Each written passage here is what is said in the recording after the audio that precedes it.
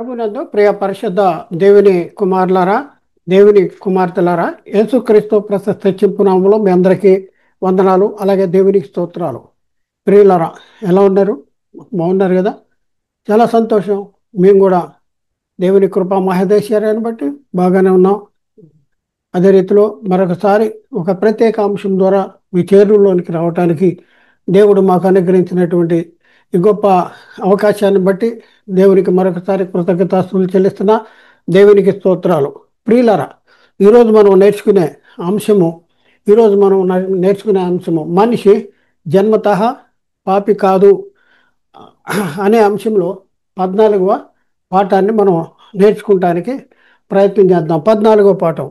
ఈ పాఠంలో మనం నేర్చుకునేది ఏంటంటే, పరిశుద్ధ వివాహం ద్వారా పుట్టిన పిల్లలు పాపులు గారు. అంటే పరిశుద్ధ వివాహం ద్వారా జతపరచబడిన దంపతుల దాంపత్య జీవితం ద్వారా పుట్టిన పిల్లలు పాపులుగా పుట్టరు అనే అంశాన్ని గురించి ఈరోజు మనం నేర్చుకుంటానికి ప్రయత్నం చేద్దాం. ప్రియులరా, ఒకసారి ఆలోచించండి. దేవునిచే నియమించబడిన పరిశుద్ధ వివాహం ద్వారా జతపరచబడినటువంటి దంపతుల దాంపత్య జీవితం ద్వారా పుట్టిన పిల్లలు పాపులు కారు పాపులు కాదు.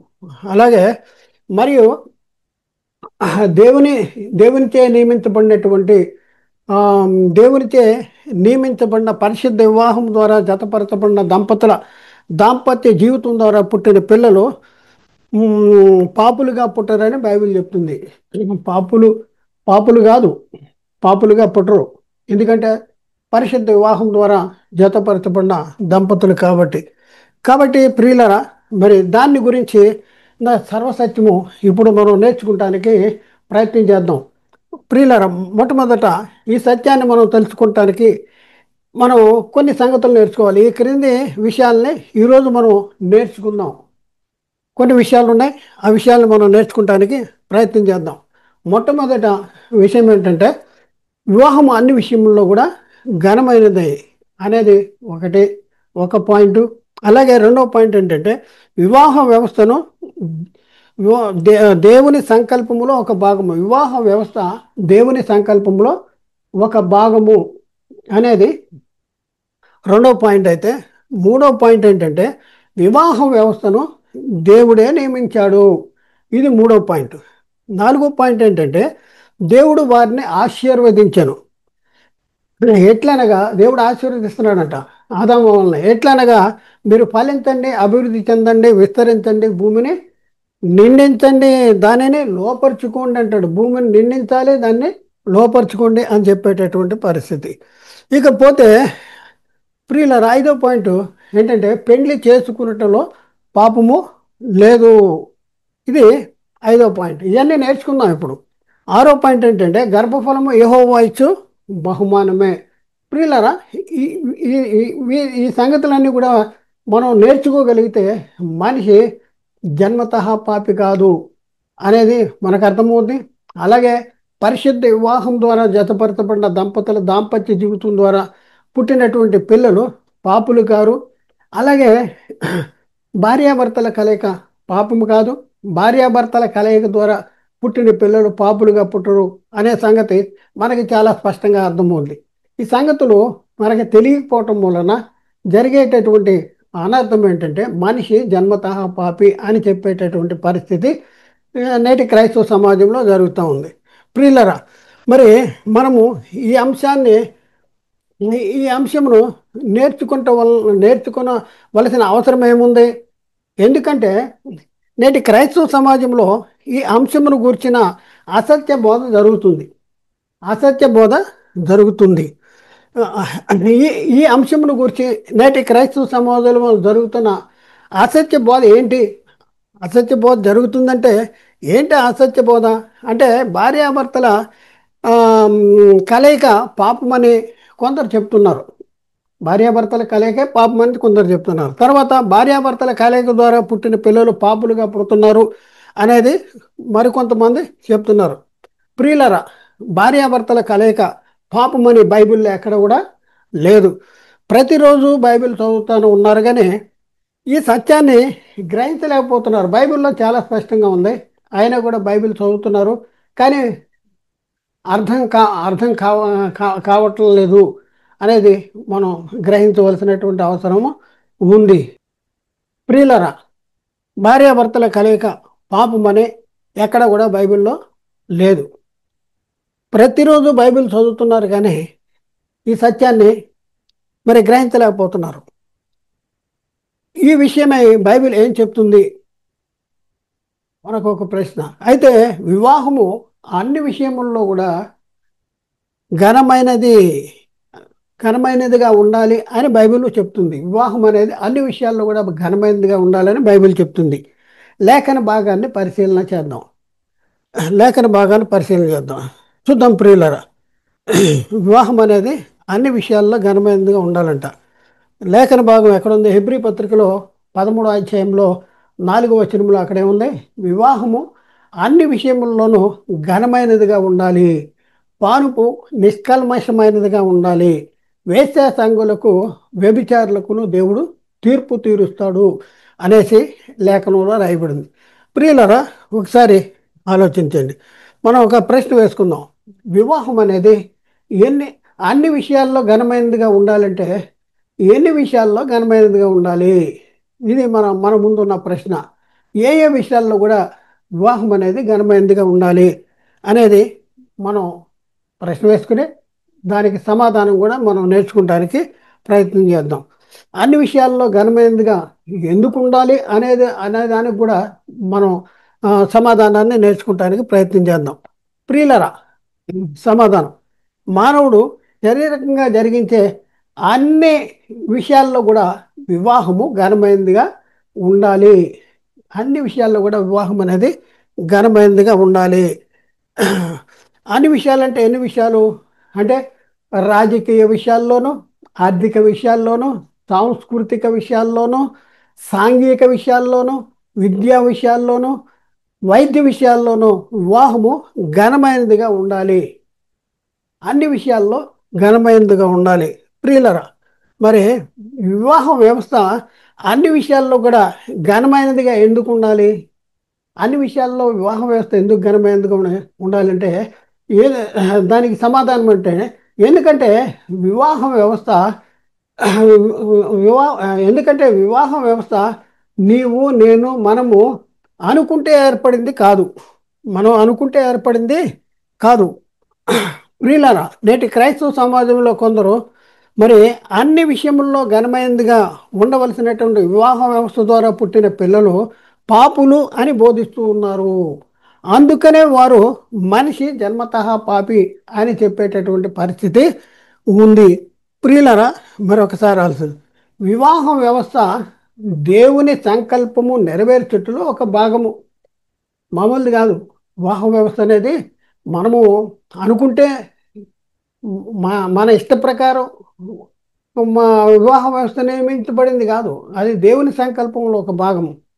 కాబట్టి ఈ వివాహ వ్యవస్థ దేవుని సంకల్పములో నెరవేర్చట్లో ఒక భాగము అనేసి మనం గుర్తించాలి.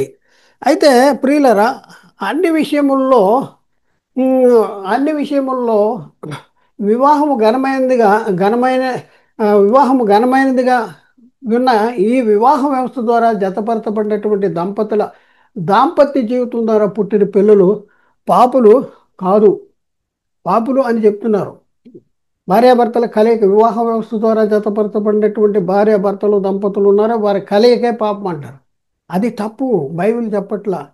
అలా వాళ్ళ దాంపత్య జీవితం ద్వారా పుట్టిన పిల్లలు పాపులుగా పుడుతున్నారు అంటున్నారు. అది కూడా తప్పే, రాంగ్. పాపులుగా పుడుతున్నారు. అది పిల్లలు పాపులుగా పుట్టరు. ఎందుకంటే వివాహ వ్యవస్థను దేవుడే నియమించాడంట. చూడండి, వివాహ వ్యవస్థను దేవుడు ఎవరు నియమించారంటే నువ్వు నేను మనము నియమించింది కాదు. ఇది మనము నియమించింది కాదు, దేవుడే నియమించాడంట. చూద్దాం ప్రియులారా, వివాహ వ్యవస్థను దేవుని సంకల్పంలో ఒక భాగము. ఈ ఈ వివాహ వ్యవస్థ విషయంలో దేవుని సంకల్పం ఏంటి? వివాహము దేవుని సంకల్పం అంటున్నాం. ఈ వివాహ విషయంలో దేవుని సంకల్పం ఏంటి? దేవుని సంకల్పం? ఇది మనం నేర్చుకోవాల్సిన అవసరం ఉంది. ప్రియులరా, దేవుని సంకల్పాన్ని గురించి బైబిల్లో చక్కని మాటలు రాయబడి ఉన్నాయి.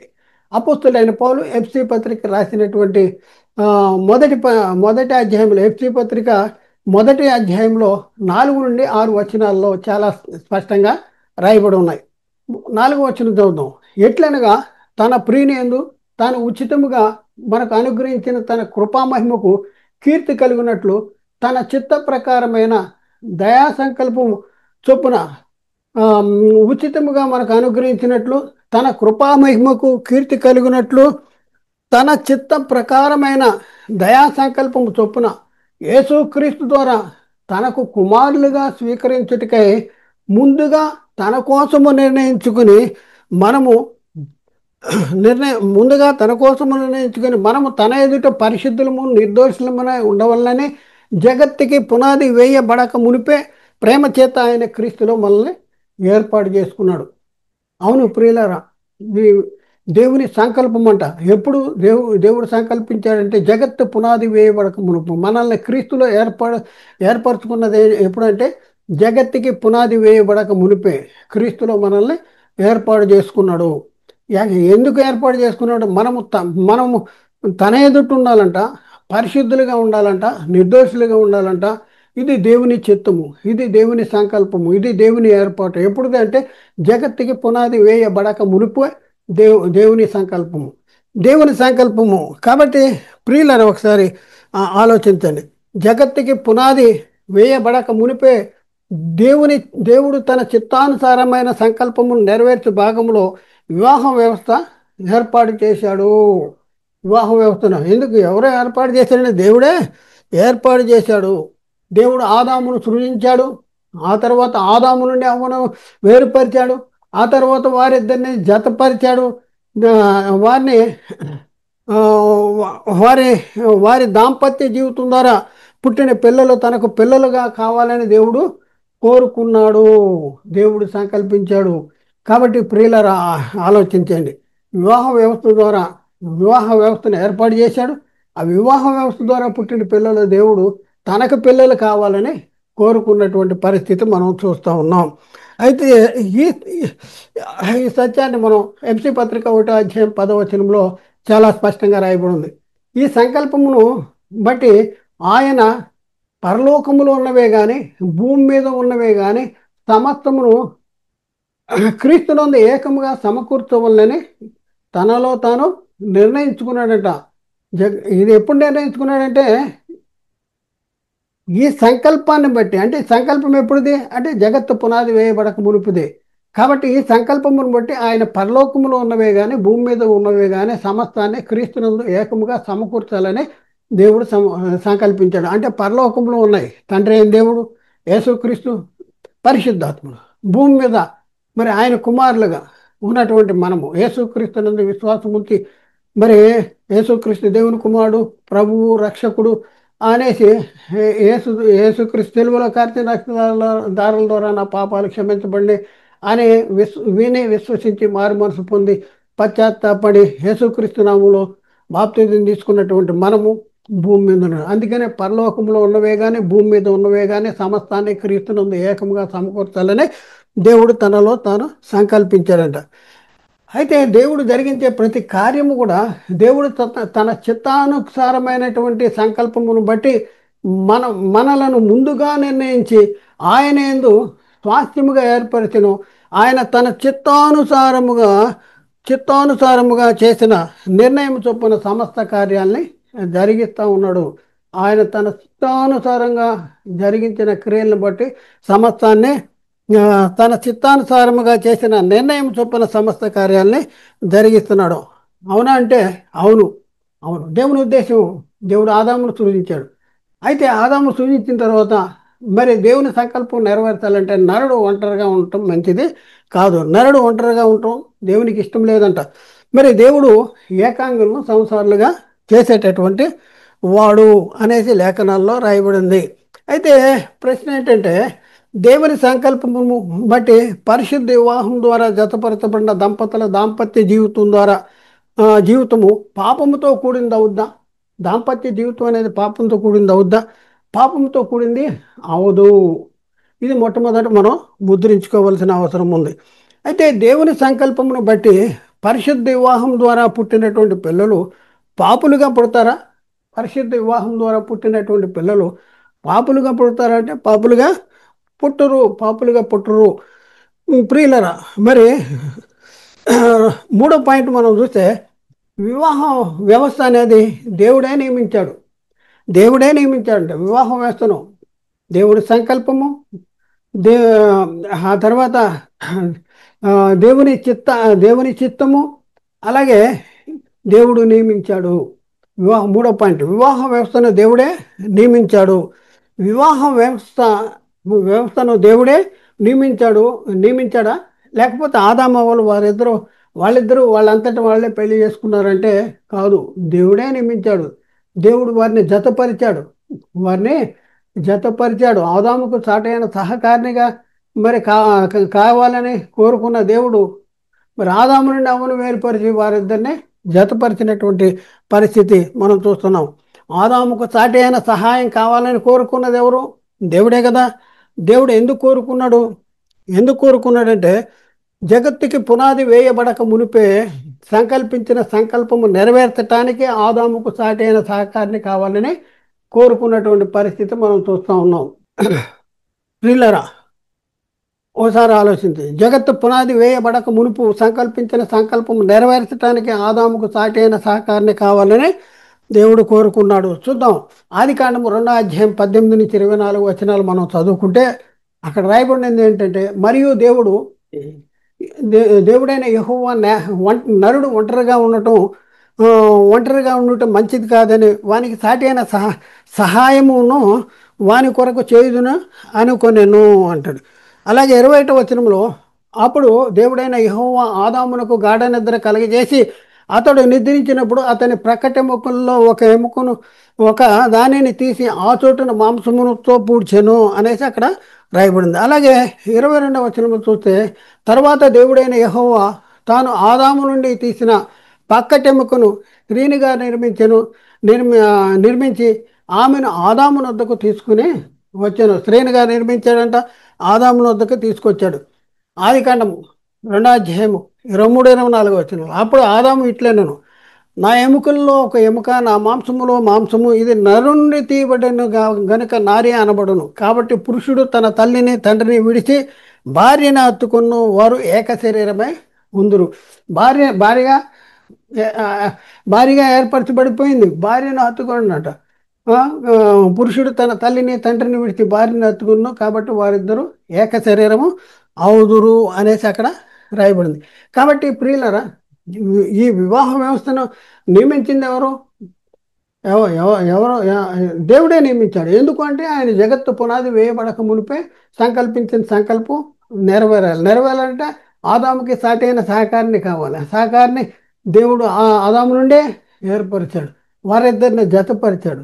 వివాహ వ్యవస్థను నియమించింది ఎవరు అంటే దేవుడే నియమించాడు. ప్రియులరా, ఆదాము ఆదాము అవ్వలను జతపరిచింది ఎవరు అంటే దేవుడే.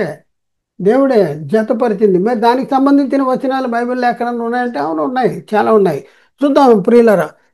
మత్తయి సువార్తలో 19వ అధ్యాయంలో 4 నుండి 6 వచనాలు మనం చూస్తే, ఆయన సృజించిన వాడు ఆది నుండి వారిని పురుషునిగాను స్త్రీనిగాను సృజించెను. 6వ వచనం, కాబట్టి వారికను ఇద్దరు కాక ఏక శరీరమై ఉన్నారు గనక దేవుడు జతపరిచిన వారిని మనుషుడు వేరుపరచకూడదు అంటాడు. దేవుడు జతపరిచిన వారిని మనుషుడు ఆదాము వలన జతపరిచింది ఎవరు? దేవుడు.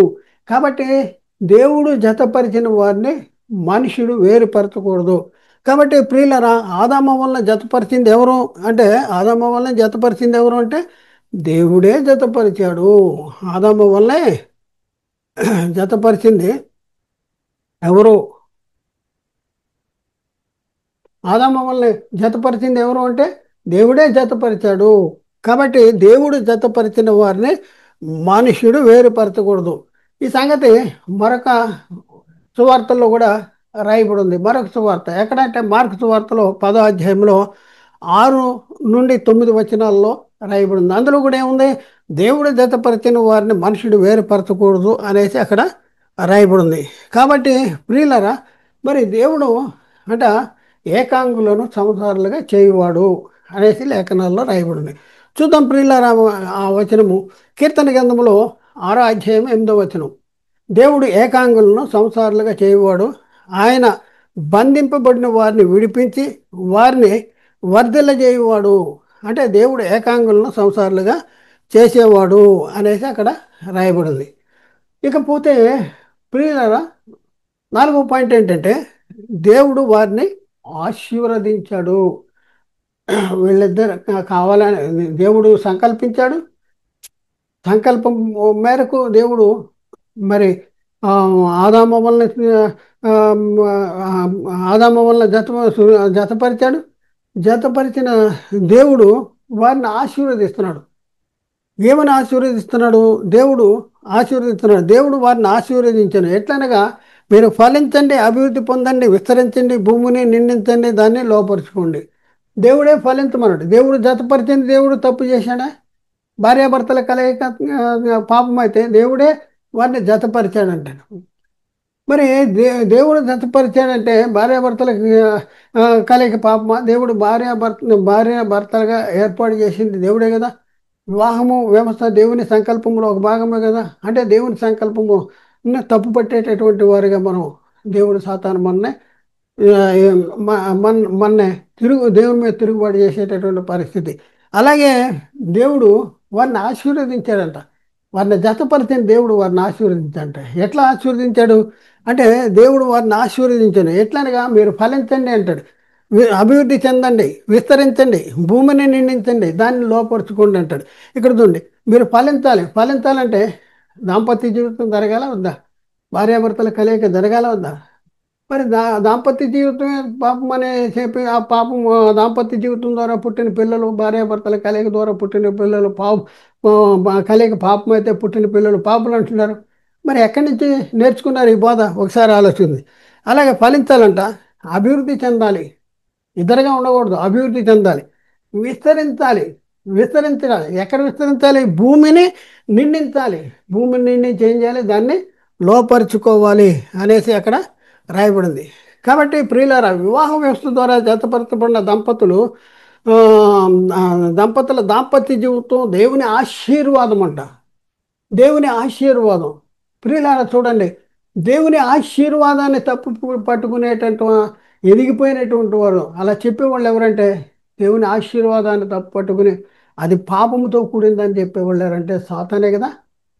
ముమ్మాటికి సాతానే అబోధ చేసేది ఎవరంటే సాతాను ప్రేరేపితులు. దేవుని సంకల్పము నెరవేర్పు ఈ వివాహము ద్వారా జరుగుతుంది. వివాహ వ్యవస్థ ద్వారా జతపరచబడిన దంపతుల దాంపత్య జీవితం ద్వారా దేవుని సంకల్పం అనేది నెరవేరుతుంది. నెరవేరుతుంది. ఇంకా మనం చూస్తే ఇంకా మనం చూస్తే దాంపత్య జీవితం ద్వారా పుట్టిన పిల్లలు పాపులుగా పుడుతున్నారనేదే కొంతమంది వాదన, లేకపోతే వారి యొక్క అపోహ. దాంపత్య జీవితం ద్వారా పుట్టిన పిల్లలు పాపులుగా పుడుతున్నారు అనేది కొంతమంది వాదన. అది కరెక్ట్ కాదు, అది తప్పు. దేవుని సంకల్పాన్ని తప్పు పట్టుకునే అంత కొనేది ఎవరండి? దేవుని సంకల్పాన్ని తప్పు పట్టేది ఎవరండి అంటే సాతానే కదా.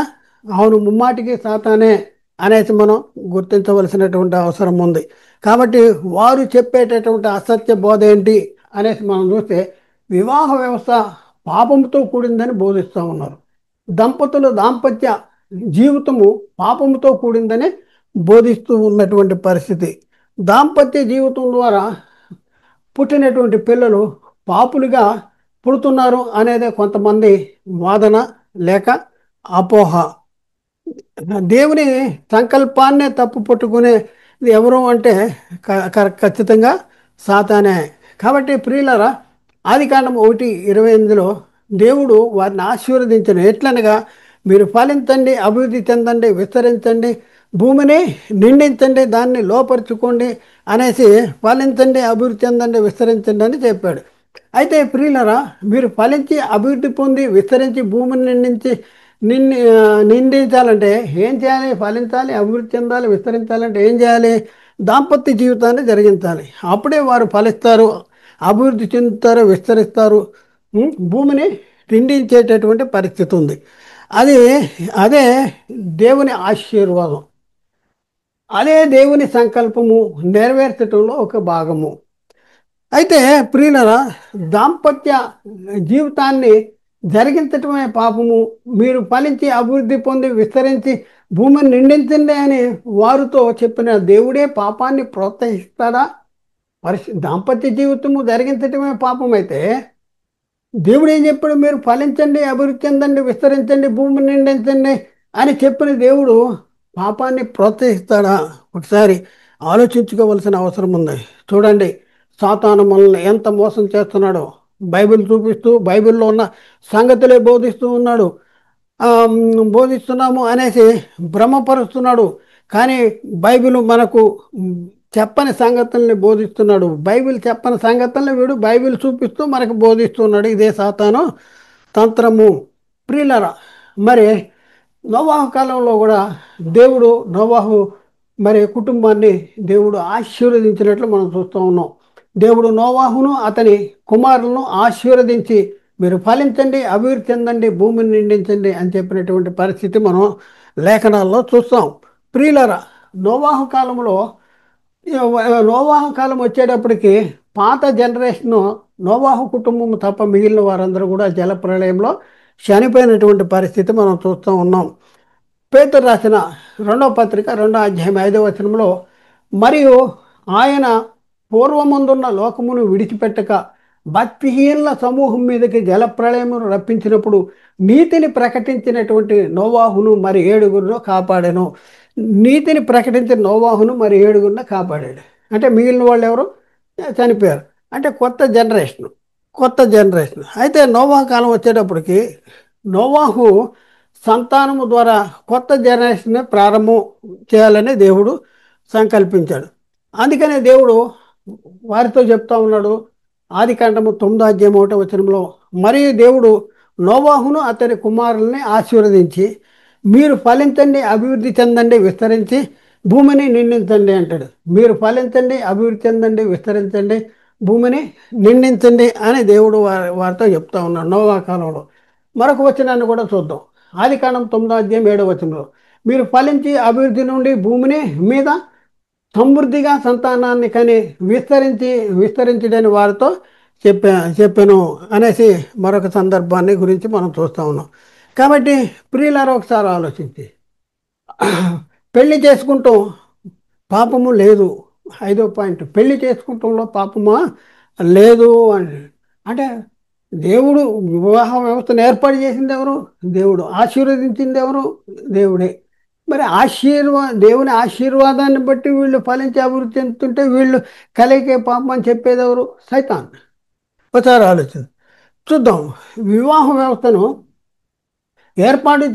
దేవుడే ఏర్పాటు చేశాడు. కాబట్టి వివాహము చేసుకుంటే పాపము లేదు అనేసి మనం గుర్తించవలసిన అవసరం ఉంది. దీనికి సంబంధించిన కొన్ని వచనాలు మనం చదువుదాం. అపోస్తలుడైన పౌలు కొరింథీయులకు రాసిన మొదటి పత్రిక 7వ అధ్యాయంలో 28వ వచనంలో, ఇక్కడ ఆయనను నీవు పెళ్లి చేసుకున్నను పాపము లేదు, కన్యక పెళ్లి చేసుకున్నను ఆమెకు పాపము లేదు, అయితే అట్టి వారికి శరీర సంబంధమైన శ్రమలు కలుగును, అవి మీకు కలగకుండా వలన ఇలా చెప్తున్నాను అంటాడు. అంటే ఆయన నీవు పెళ్లి చేసుకుంటూ పాపము లేదంట. కన్యక పెళ్లి కొనినను ఆమెకు పాపము లేదు. పెళ్లి చేసుకుంటూ పాపం లేదు. పెళ్లి చేసుకుని దాంపత్య జీవితం చేస్తాంలో పాపం లేదు. వారికి పుట్టిన పిల్లలు కూడా పాపులుగా పుట్టరు. దేవుడు వారిని ఆశీర్వదించాడు. అలాంటి పరిస్థితుల్లో దేవుని ఆశీర్వాదము, దేవుని సంకల్పము, దేవుని జతపరిచాడు. పెళ్లి చేసుకుంటూ పాపము లేదు, దాంపత్య జీవితంలో పాపము లేదు, పుట్టిన పిల్లలు పాపులు కాదు అనేసి బైబిల్ చెప్తుంటే, మనిషి జన్మతా పాపి, మనిషి పుట్టుకతోనే పాపి, భార్యాభర్తల కలయిక పాపం. ఎవరు చెప్పారు? మీకు ఎవరు చెప్పారు? సైతాన్ చెప్పాడు. ఒకసారి ఆలోచన. సాతానుచే ఆపరేట్ అవుతున్నారు. అపోస్తలుడైన పౌలు కొరింథీయులకు రాసిన మొదటి పత్రిక 7వ అధ్యాయం 38వ వచనం, కాబట్టి తన కుమార్తె పెండ్లి చేయువాడు బాగానే ప్రవర్తించుతున్నాడు, పెండ్లు చేయని వాడు బాగానే ప్రవర్తిస్తున్నాడు. అంటే పెళ్లి చేసేవాడు బాగానే ప్రవర్తిస్తున్నాడు అనేసి రాయబడి ఉంది. పెళ్లి చేసుకుంటూ పాపం లేదు. అయితే 1 కొరింథీ పత్రిక 7:36. అయితే ఒకని కుమార్తె ఈడు మించిపోయిన పోయిన ఎడల, ఆమెకు వివాహము చేయవలసి వచ్చిన ఎడల, ఆమెకు వివాహము చేయకపోవుట యోగ్యము కాదని ఒకడు తలంచిన ఎడల, మరి అతడు తన ఇష్టము చొప్పున పెళ్లి చేయవచ్చును, అందులో పాపము లేదు. ఆమె పెళ్లి చేసుకునవచ్చును. ఈడు మించిపోయినా కూడా పెళ్లి చేయాలని తలంచితే పెళ్లి చేయొచ్చు, అందులో పాపము లేదు అనేసి రాయబడింది. అలాగే పౌలు తిమోతికి రాసిన మొదటి పత్రిక 5:14 కాబట్టి యవ్వన స్త్రీలు ఏం చేయాలంట? వివాహము చేసుకుని పిల్లలను కని గృహపాలన జరిగించుతూ నిందించుటకు విరోధికి అవకాశం ఇవ్వకుండా వాళ్ళని కోరుతున్నాను అంటాడు. నిందించుటకు విరోధికి అవకాశం ఇవ్వకూడదు. విరోధికి అవకాశం ఇవ్వకూడదు అంటే ఏం చేయాలి? యవ్వన స్త్రీలు వివాహం చేసుకుని పిల్లల్ని కని గృహపాలన జరిగించాలి. మరి వివాహం చేసుకుంటూనే తప్పు, పిల్లల్ని కంటమే తప్పు, దాంపత్య జీవితమే తప్పు అని చెప్పేది అంటే సైతాన్. అలాగే పౌలు తిమోతికి రాసిన మొదటి పత్రిక 4:3 యవ్వన స్త్రీలు వివాహం చేసుకుని పిల్లల్ని కని గృహపాలన జరిగించుచు అనేసి అక్కడ రాయబడి ఉంది. ఇక 6వ పాయింట్ మనం చూస్తే ప్రియులరా, 6వ పాయింట్ చాలా ప్రాముఖ్యం. గర్భఫలము యెహోవా ఇచ్చు బహుమానం. చూడండి, గర్భఫలము యెహోవా ఇచ్చు బహుమానం. మనకు బహుమానం ఇస్తున్నాడంట, గర్భఫలము. మరి ఎవరికైనా మనం బహుమానం ఇచ్చేటప్పుడు మనం పాప మనం ఎలాంటిది ఇస్తాం? శ్రేష్టమైనది ఇస్తాం, మంచిది ఇస్తాం, చెడ్డది ఇస్తాం. కుళ్ళిపోయిన ఇస్తామా? పాడైపోయిన ఇస్తామా? పనికిరాని ఇస్తామా? ఇవ్వం. మనమే ఎవరికైనా బహుమానం ఇవ్వాలంటే శ్రేష్టమైనది, మరి పరిశుద్ధమైనది, మరి ఉన్నతమైన వాటిని మనం మనకి వాళ్ళకి ఇవ్వాలని మనం ప్రయత్నం చేస్తాం. అయితే ఇక్కడ మనం చూస్తే గర్భఫలం అనేది యెహోవాను గురించి బహుమానం అంటారు. మరి యెహోవాను గురించి బహుమానం పాపంతో కూడింది ఉంటుందా? పాపులుగా పాపంతో కూడిందా? పాపులుగా పుడతారా? పాపంతో కూడిందా? కాదు కదా. వచనాన్ని మనం చూద్దాం. కీర్తన గ్రంథము 127:3-4. కుమారులు యెహోవాను అనుగ్రహించు స్వాస్థ్యము, గర్భఫలము ఆయనిచ్చు బహుమానమే. గర్భఫలము ఆయనిచ్చు బహుమానం. కుమారులు యెహోవాను అనుగ్రహించు స్వాస్థ్యం అంట, గర్భఫలము ఆయనిచ్చు బహుమానం. దేవుడిచ్చే స్వాస్థ్యము, దేవుడిచ్చే బహుమానం పాపంతో కూడిందా వద్దా? పుట్టుకు పాపి అని చెప్పేటటువంటి వారులారా ఒకసారి ఆలోచించండి. పుట్టడం పాపమా, పుట్టిన వాడు పాప? దేవుడే తప్పు పట్టుకుంటున్నారా? ఒకసారి ఆలోచించండి. దేవుని సంకల్పము తిరుగుబాటు చేసేవాడు ఎవడంటే సాతానుగాడు. మీరు కూడా వాళ్ళలో కలిసిపోయేటటువంటి పరిస్థితి చూస్తున్నాం. ప్రియులరా, ఒక సందర్భాన్ని బైబిల్లో చూద్దాం. సంతానాన్ని ఇచ్చేది ఎవరు అనే దాని గురించి బైబిల్లో ఒక చక్కని మాటలు రాయబడి ఉన్నాయి. యాకోబు రాహేలుతో అంటున్నాడు, నేను నీకు గర్భఫలము ఇయ్యకపోయినా దేవునికి ప్రతిగానున్నా, నేను నీకు గర్భఫలం ఇయ్యకపోయినా ఆ దేవునికి నేను ప్రతిగానున్నాను అంటాడు. నీ గర్భఫలం ఇయ్యింది ఎవరు అంటే దేవుడు. ఆ దేవునికి నేను ప్రతిగా ఉన్నాను అంటాడు. ఎక్కడ వచనం? ఏ వచనంలో ఉంది? ఆదికాండం 30 వచనము, 30 అధ్యాయము 1-2 రాహేలు తాను యాకోబుకు పిల్లలు కనకపోవటం చూచి తన అక్కయందు అసూయ పడి యాకోబుతో అంటుంది. ఏమని అంటుంది? నాకు గర్భఫలము నింపు, లేని ఎడల నేను చచ్చేదను, నాకు గర్భఫలం ఇవ్వు, లేకపోతే చస్తాను. అక్కయందు అసూయ పడిందంట. గర్భం పిల్లలు పుట్టట్లా. అందుకనే రాహేల్ అంటుంది యాకోబుతో, నువ్వు నాకు ఏమంటారు, నువ్వు నాకు గర్భము నిమ్ము, నువ్వు నాకు గర్భాన్ని ఇవ్వు, లేకపోతే నేను చచ్చిపోతాను అంటుంది. అప్పుడు యాకోబు రాహేల్తో ఏమంటున్నాడు చూద్దాం ప్రియులరా. యాకోబు రాహేల్తో ఆదికాండం 30 అధ్యాయంలో 2 వచనం. యాకోబు కోపము రాహేలు మీద రగులుకుందంట. రగులుకుని ఏమంటున్నాడు అతడు? నేను నీకు గర్భఫలమును ఇయ్యకపోయినా దేవునికి ప్రతిగానే ఉన్నానా? గర్భఫలము ఇయ్యకపోయినా ఆ దేవునికి నేను ప్రతిగానే ఉన్నానా? అంటే గర్భఫలం ఇవ్వంది ఎవరు అంటే దేవుడు ఇవ్వలేదు అనేసి ఇక్కడ అర్థం చేసుకోవాలి. ఆ దేవునికి నేను ప్రతిగా ఉన్నానా అనేసి ఇక్కడ చెప్పబడింది. కాబట్టి ప్రియులరా, ఒకసారి ఇదంతా మనం పరిశీలన చేస్తే, ఇవన్నీ కూడా మనం పరిశీలన చేస్తే మనకేమర్థం అవుతుంది అంటే, వివాహం అనేది ఎంత ఆ, ఘనమైనది, ఎంత ఉన్నతమైనది, ఎంత శ్రేష్టమైనది అంటే వివాహము దేవుని సంకల్పము నెరవేర్చటంలో ఒక భాగము. దేవుని సంకల్పాన్ని నెరవేర్చడంలోనే ఒక భాగము. కాబట్టి ప్రియులారా, ఒకసారి మానవుడు శారీరకంగా జరిగించే అన్ని విషయాల్లో కూడా వివాహం అనేది ఘనమైనదిగా ఉండాలని దేవుడు కోరుకుంటున్నాడు. ఘనమైనదిగా ఉండాలని దేవుడు కోరుకునేటటువంటి పరిస్థితి. ఎన్ని విషయాల్లో అంటే రాజకీయ విషయాల్లో, ఆర్థిక విషయాల్లో, సాంస్కృతిక విషయాల్లో, సాంఘిక విషయాల్లో, విద్యా విషయంలోనూ, వైద్య ఆ విషయంలో అన్నింటికంటే కూడా వివాహము ఘనమైనదిగా ఉండాలి అని దేవుడు కోరుకున్నాడు. పరిశీ ఎందుకు కోరుకున్నాడంటే ఈ వివాహ వ్యవస్థ ద్వారా జతపరచబడిన దంపతుల దాంపత్య జీవితం ద్వారా పుట్టిన పిల్లలు తనకు పిల్లలు కావాలి. ఆ సంకల్పం ఎప్పుడు సంకల్పించాడంటే జగత్తుకి పునాది వేయబడక మునిపే ఎక్కడ ఉండాలని కోరుకున్నాడంటే తన సన్నిధిలో ఉండాలని. ఎలా ఉండాలని కోరుకున్నాడంటే పరిశుద్ధులుగా ఉండాలని కోరుకున్నాడు, నిర్దోషులుగా ఉండాలని కోరుకున్నాడు. ప్రియులరా, పరిశుద్ధులుగా నిర్దోషులుగా ఉండాలని జగత్తుకి పునాది వేయబడక మునిపే కోరుకున్నాడు. పరిశుద్ధ వివాహం ద్వారా పుట్టిన పిల్లలు పాపులుగా పుడతారంటే పాపులుగా పుట్టరు. మరి పాపులుగా పుడతారని ఎవరు చెప్తున్నారంటే అపవాది చెప్తా ఉన్నాడు. భార్యాభర్తల కలయికే పాపం అంటాడు. పరిశుద్ధ వివాహం ద్వారా జతపరచబడిన దంపతుల దాంపత్య జీవితమే పాపం అంటాడు. ఒకసారి ఆలోచించండి, మనకి ఏం అర్థమవుతుంది ప్రియులారా? మనం బైబిల్ చదువుతున్నామా? మనం ఎక్కడున్నాం? ఏం చేస్తున్నాం? అసలు మన పరిస్థితి ఏంటి? మనకు బోధించి లేఖనాలను చూపిస్తూ బైబిల్ చదువుతానే బైబిల్ చెప్పని సంగతుల్ని, దేవుడు చెప్పని సంగతుల్ని మరి బోధించేటటువంటి వాడు ఎవరంటే సాతాను. కాబట్టి ప్రియులరా, చాలా అప్రమత్తంగా ఉండాలి. సాతాను తానే వెలుగుదూత వేషం ధరించుకుని ఉన్నాడు. వాని పరిచారకులు నీతి పరిచారక వేషం ధరింపజేశాడు. ఇది ఆశ్చర్యము కాదు, ఇది ఆశ్చర్యము కాదని మొదటి శతాబ్ద కాలంలోనే పౌలు గారు సువార్త ప్రకటించి గల్తీ సంఘానికి ప్రకటించి మళ్ళీ పక్కకి వెళ్ళి మళ్ళీ వచ్చేటప్పటికి వాళ్ళు ఎలాంటి పరిస్థితుల్లో ఉన్నారంటే, క్రీస్తు కృపను బట్టి మిమ్మల్ని పిలిచిన వాడిని విడిచి భిన్నమైన సువార్త తట్టు మీరు ఎంత త్వరగా తిరిగిపోవడం చూడగా నాకు ఆశ్చర్యము కలుగుతున్నది. అది వేరొక సువార్త కాదు కానీ క్రీస్తు సువార్తను చెరపగోరి మిమ్మల్ని కలవరపరచువారు కొందరు ఉన్నారు అంటాడు. చూడండి, క్రీస్తు సువార్త కాక వేరొక సువార్త ప్రకటించేటటువంటి పరిస్థితి మొదటి శతాబ్ద కాలంలోనే పౌలు జీవితంలో దారసిల్లింది. మరి ఇప్పుడున్న పరిస్థితుల్లో మన విషయంలో మనం ఆలోచించుకుంటే మనల్ని దేవునికి పనికిరానటువంటి భ్రష్టులుగా సిద్ధపరచాలనే ప్రయత్నం పడుతున్న వాడు ఎవడంటే అపవాది.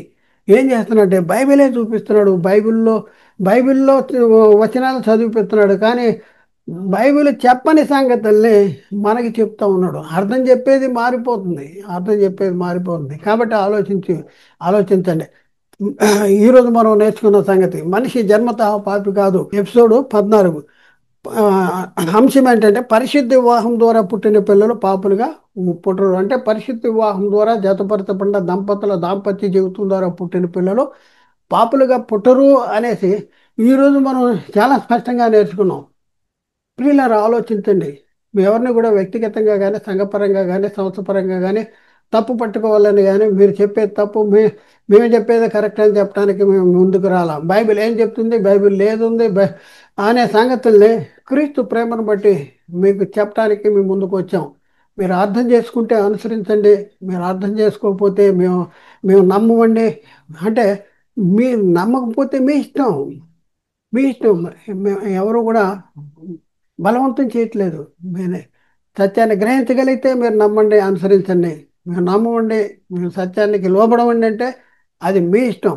కాబట్టి ప్రియులరా, మేము బోధిస్తున్నటువంటి ప్రతి అంశం కూడా మరి యునైటెడ్ బైబిల్ అకాడమీ, అలాగే సత్య సువార్త ప్రతిధ్వని, అలాగే యూబీఏ ఆన్లైన్ బైబిల్, అలాగే ఎన్ఆర్ఆర్ బైబిల్ క్లాస్, ఇవన్నీ కూడా మా యూట్యూబ్ ఛానల్స్. ఈ యూట్యూబ్ ఛానల్స్లో మేము అప్లోడ్ చేస్తున్నాం. మరి మరి ముఖ్యంగా ఈ యూట్యూబ్ ఛానల్స్ని మీరు సబ్స్క్రైబ్ చేసుకోండి. అలాగే ఈ ఈ వాక్యాలని షేర్ చేయండి. మరి ముఖ్యంగా లైక్ కూడా చేయండి. అలా చేయటం ద్వారా మీరు కూడా ఈ సత్య పరిచర్యలో పాలి భాగస్థులుగా ఉండగలరు. దేవుడు మిమ్మల్ని దీవించి ఆశీర్వదించునుగాక. ఆమేన్. అందరికీ వందనాలు. దేవునికి స్తోత్రాలు.